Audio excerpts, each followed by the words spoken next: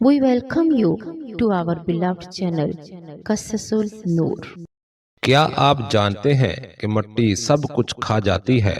جسم، خوبصورتی، طاقت، غرور، سب کچھ۔ لیکن کچھ خوش نصیب ایسے بھی ہیں جن کے جسم کو قبر کی مٹی چھو بھی نہیں سکتی۔ جی ہاں، حدیث مبارکہ میں ایسی خوشخبریاں موجود ہیں کہ سن کر روح کانپ اٹھتی ہے اور دل چاہتا ہے کہ انسان ابھی توبہ کرے، ابھی اپنی زندگی بدل لے۔ آج کی اس ویڈیو میں ہم آپ کو وہ 10 خوش نصیب لوگوں کے بارے میں بتائیں گے جن کے جسم قبر میں سلامت رہیں گے۔ آخر تک ضرور سنیے گا کیونکہ ممکن ہے ان میں سے کوئی راستہ آپ کے لیے بھی کھلا ہو اور شاید یہی ویڈیو آپ کی آخرت بدل دے۔ بسم اللہ الرحمن الرحیم۔ السلام علیکم ورحمۃ اللہ وبرکاتہ۔ سب سے پہلے انبیاء کرام علیہ السلام اللہ تعالیٰ نے اپنے محبوب بندوں یعنی نبیوں کے جسموں کو زمین پر حرام کر دیا ہے۔ حدیث پاک میں آتا ہے کہ زمین انبیاء کے جسموں کو نہیں کھاتی۔ یہ وہ مقدس ہستیاں ہیں جنہوں نے انسانیت کو ہدایت دی، ظلمت میں چراغ جلائے اور اپنی زندگیاں اللہ کے دین کے لیے قربان کر دیں۔ ان کے جسم آج بھی اپنی قبروں میں سلامت ہیں۔ یہ اللہ کی خاص شان اور ان کا خصوصی اعزاز ہے۔ دوسرے نمبر پر شہداء، جو لوگ اللہ کی راہ میں اپنی جان قربان کر دیتے ہیں، وہ حقیقت میں مردہ نہیں ہوتے بلکہ زندہ ہیں۔ قرآن کریم اعلان کرتا ہے کہ انہیں مردہ نہ کہو، وہ اپنے رب کے پاس رزق دیے جاتے ہیں۔ احادیث میں آتا ہے کہ شہید کے جسم کو زمین نہیں کھاتی، ان کے زخم بھی قیامت کے دن اسی حالت میں ہوں گے مگر ان سے مشک کی خوشبو آئے گی۔ کیا ہم نے کبھی سوچا کہ شہادت کا مقام کتنا بلند ہے؟ تیسرے وہ لوگ جو قرآن کریم کے حافظ ہوتے ہیں اور اس پر عمل بھی کرتے ہیں۔ بعض روایات میں ذکر ملتا ہے کہ جو شخص سچے دل سے قرآن کو یاد کرے، اس کی حفاظت کرے اور اس پر عمل کرے، اللہ تعالیٰ اسے خاص عزت عطا فرماتا ہے۔ قرآن سینے میں ہو اور زندگی قرآن کے مطابق ہو تو قبر بھی جنت کا باغ بن جاتی ہے۔ ایسے خوش نصیبوں کے بارے میں اہل علم نے لکھا ہے کہ اللہ ان کے جسم کی حفاظت فرماتا ہے۔ چوتھے وہ لوگ جو اذان دیتے ہیں، مؤذن کی فضیلت بے حد عظیم ہے۔ حدیث میں آتا ہے کہ مؤذن کی آواز جہاں تک پہنچتی ہے وہاں تک کی ہر چیز اس کے حق میں گواہی دے گی۔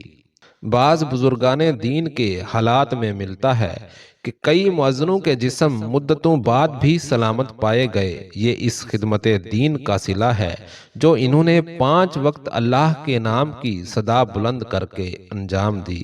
پانچویں وہ لوگ جو جمعہ کے دن یا جمعہ کی رات وفات پاتے ہیں اور ایمان پر قائم ہوتے ہیں۔ حدیث میں آتا ہے کہ جمعہ کے دن وفات پانے والے کو قبر کے عذاب سے امان ملتی ہے۔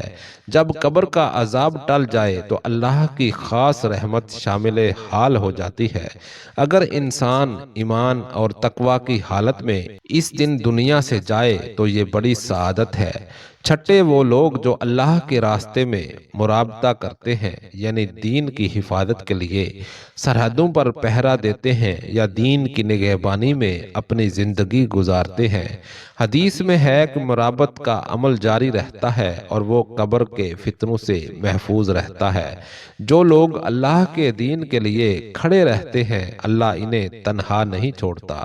ساتویں وہ لوگ جو کثرت سے درود پاک پڑھتے ہیں، خصوصاً درود ابراہیمی، اور نبی کریم صلی اللہ علیہ وآلہ وسلم پر محبت سے درود بھیجتے ہیں۔ درود دل کو زندہ کرتا ہے، گناہوں کو مٹاتا ہے اور درجات بلند کرتا ہے۔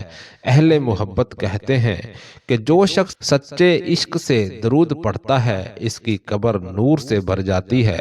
جب قبر نورانی ہو جائے تو مٹی کیا بگاڑ سکتی ہے۔ آٹھویں وہ لوگ جو راتوں کو تہجد کے لیے اٹھتے ہیں اور تنہائی میں اللہ کے حضور رو رو کر دعا کرتے ہیں، جو آنکھیں اللہ کے خوف سے بہتی ہیں وہ آگ پر حرام کر دی جاتی ہیں۔ جب انسان دنیا میں اندھیروں میں اللہ کو یاد کرتا ہے تو اللہ قبر کے اندھیرے کو روشنی میں بدل دیتا ہے۔ ایسے بندوں کے لیے قبر سکون کا گھر بن جاتی ہے۔ نامے وہ لوگ جو سچی توبہ کرتے ہیں اور گناہوں سے پلٹ آتے ہیں۔ اللہ توبہ کرنے والوں سے محبت کرتا ہے۔ اگر کوئی شخص گناہوں کی زندگی چھوڑ کر سچے دل سے رجوع کر لے، اللہ سے معافی مانگ لے اور آئندہ نیکی کا ارادہ کر لے تو اس کی سابقہ برائیاں بھی نیکیوں میں بدل دی جاتی ہیں۔ جس بندے پر اللہ کی محبت ہو جائے اس کی حفاظت زمین بھی کرتی ہے۔ 10ویں وہ لوگ جو والدین کی خدمت کرتے ہیں اور ان کے ساتھ حسن سلوک کرتے ہیں۔ والدین کی رضا میں اللہ کی رضا ہے۔ جو شخص ماں باپ کو خوش رکھتا ہے، ان کے لیے دعا کرتا ہے، ان کی خدمت میں زندگی گزار دیتا ہے، اللہ اس کی زندگی اور موت دونوں میں برکت دیتا ہے۔ ایسے لوگوں کی قبریں کشادہ اور پر نور ہوتی ہیں۔ اے سننے والے، ذرا رک کر سوچئے، ان 10 میں سے ہم کس درجے میں آتے ہیں؟ کہ ہم نے کبھی اپنے انجام کے بارے میں سوچا؟ قبر صرف کہانی نہیں، ایک حقیقت ہے۔ آج ہم زندہ ہیں، کل ہمیں بھی اس مٹی میں اترنا ہے۔ فرق صرف اتنا ہوگا کہ ہماری قبر اندھیری ہوگی یا روشن، تنگ ہوگی یا کشادہ، عذاب ہوگی یا راحت۔ یہ ویڈیو سننے کے بعد اگر دل میں تھوڑی سی بھی لرزش آئی ہے تو اسے ضائع نہ کریں، ابھی سے نیت کریں کہ ہم نماز کی پابندی کریں گے، قرآن سے تعلق جوڑیں گے، درود پاک کو معمول بنائیں گے، والدین کی خدمت کریں گے، گناہوں سے بچیں گے اور سچی توبہ کریں گے۔ ہو سکتا ہے کہ اللہ ہمارے اخلاص کو قبول فرما لے اور ہمیں بھی ان خوش نصیبوں میں شامل کر دے جن کے جسم قبر میں سلامت رہتے ہیں۔ یاد رکھیں، اصل کامیابی فالوورز، ویوز اور دنیا کی تعریف نہیں، اصل کامیابی وہ لمحہ ہے جب قبر میں فرشتے آئیں اور ہم اطمینان سے جواب دے سکیں۔ اصل کامیابی وہ ہے جب مٹی ہمیں نہ کھائے بلکہ ہماری حفاظت کرے۔ اصل کامیابی وہ ہے جب قیامت کے دن ہمارا چہرہ روشن ہو اور اللہ کے حضور سرخرو کھڑے ہوں۔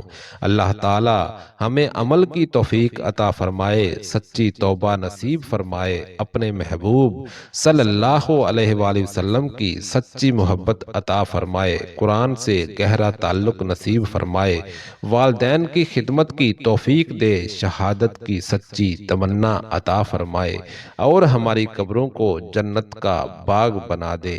آمین یا رب العالمین۔